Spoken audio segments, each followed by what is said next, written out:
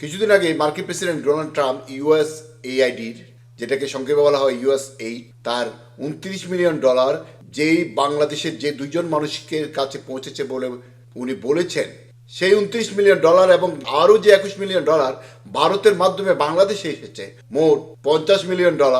এই $50 মিলিয়ন যে দুজনের কথা ডোনাল্ড ট্রাম্প নাম উল্লেখ করেনি, কিন্তু ব্রেকিং নিউজ, সেই দুজন হচ্ছে স্বত্বাধিকারী আদিলুর রহমান খান শুভ্র, যিনি বর্তমান অন্তর্বর্তীকালীন সরকারের শিল্প উপদেষ্টার দায়িত্ব পালন করছেন।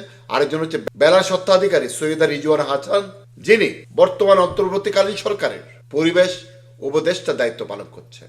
এই দুজনের বাইরে এই অর্থ যোগানে আরো যে দুজন সহায়তা করেছেন, ডক্টর মোহাম্মদ ইউনূস তো আছেন, আরেকজন হচ্ছেন বদিউল আলম মজুমদার, যারা USAID এর অর্থ আত্মসাৎ করে শেখ হাসিনা বিরোধী আন্দোলনকে তীব্র করার জন্য সেই ফান্ডটাকে ব্যবহার করেছে।